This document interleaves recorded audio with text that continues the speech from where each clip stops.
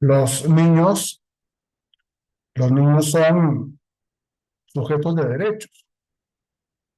Hoy hablamos de niñas, niños, adolescentes como sujetos de derecho. No son sujetos de derecho porque lo diga la ley.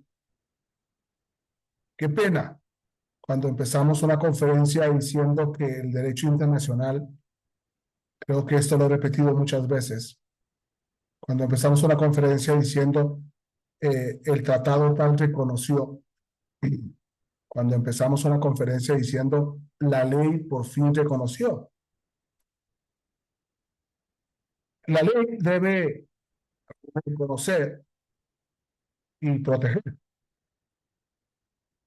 pero no porque una vez que la ley reconoce y protege hay un derecho, sino porque hay un derecho, porque las niñas, los niños y los adolescentes, los menores de edad nacen con derechos, el derecho a sus padres, el derecho a la alimentación, el derecho al vestir, el derecho a papá y mamá, el derecho a la educación de papá y mamá, el derecho al apego de papá y mamá, el derecho a la educación sexual de papá y mamá, nacen con derechos. No son sujetos de derecho porque lo diga la ley, repito, sino porque es persona humana. La fuente del derecho es la persona humana en sus dos vertientes, la persona individual y la persona social por naturaleza. La naturaleza es un tema que tenemos que volver a repetir muchas veces.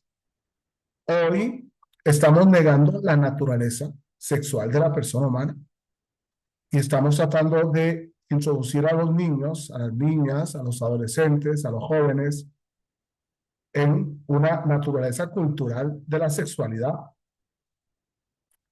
cuando resulta que, eh, y esto lo han estudiado los psiquiatras no solamente en el siglo pasado, sino luego y posteriormente en el siglo XXI, analizando el problema conflictual de los derechos del adolescente cuando se cuestiona su naturaleza sexual de mujer o varón. Ahí deben conocer el derecho.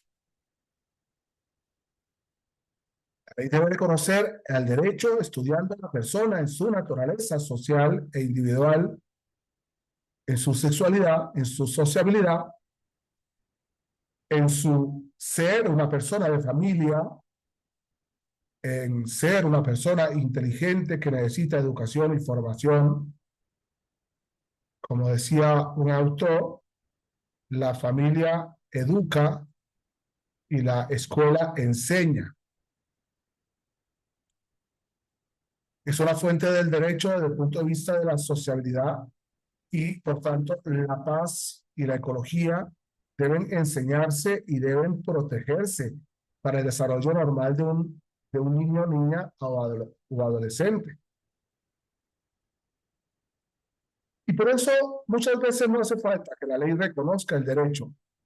Si somos personas racionales, tenemos que reconocer los derechos de las personas en cuanto son personas, no en cuanto existen leyes que reconocen esos derechos. Aunque ahora, hoy, en el 2024, hay una serie de ideologías que quieren jugar con los derechos, negando la naturaleza de las personas. Y lógicamente esto influye, creo que lo he dicho muchas veces, en la etiología de la delincuencia juvenil se está convirtiendo en regla, ¿no? Cuando destruimos esa naturaleza y por tanto creo que vamos a tener que proteger con la ley esa naturaleza del ser humano. Por eso es muy importante resumir las ideas que, previo al conocimiento de la legislación nacional e internacional, exige el conocimiento de un experto.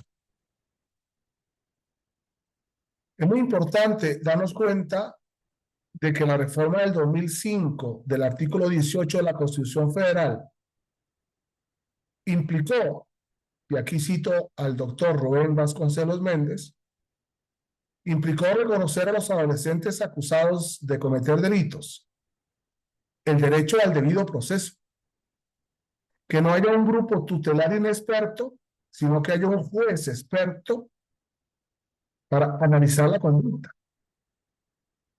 Y la plasmación, sigo leyendo al doctor Rubén Vasconcelos Méndez, de un programa normativo de respuestas concretas para abordar estos casos. Respuestas concretas dirigidas a prevenir y controlar la delincuencia juvenil y apoyar a los sujetos inmersos en ella. Ambas cuestiones imponen como premisa inicial comprender que la nueva justicia juvenil no es una continuación del modelo tutelar ni un régimen penal para adultos atenuado, sino un sistema de responsabilidad penal especializado que exige la protección cuidadosa, estricta y reforzada de los derechos de los adolescentes.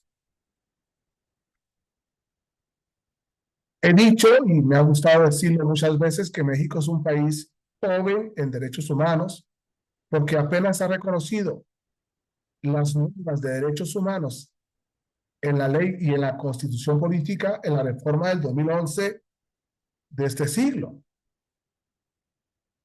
Y por eso no nos extrañe que sigamos con una muletilla de que ha sido reconocido en la ley para poder creer que existe un derecho. No nos extrañe esto, pero es muy importante en este caso concreto cuando estamos analizando a los adolescentes, darnos cuenta que siendo sujetos de derecho, son sujetos a la tranquilidad, a la paz, al libre desarrollo de su voluntad, del libre desarrollo de su independencia, el descubrimiento de su libertad y de su independencia para su propio desarrollo. Y porque se trata de personas en desarrollo, tenemos que comprender desde la sociedad que pueden equivocarse, que tienen derecho a equivocarse, a veces en cuestiones sin importancia y a veces en cuestiones muy importantes como son los hechos ilícitos o delictivos que nos permiten, creo que lo hemos repetido muchas veces, ingresar en sus autonomías para poder producir una respuesta social, que en definitiva, y es muy importante esto, les permita o nos permita corregir conductas. Y lógicamente, si nosotros podemos corregir en momentos de desarrollo, lograremos que un adolescente que ha cometido un delito luego sea un ciudadano con todas las capacidades de comprometer y comprometerse en la vida social, en la vida personal, en la vida profesional, etc. Este es nuestro objetivo. Muchas gracias.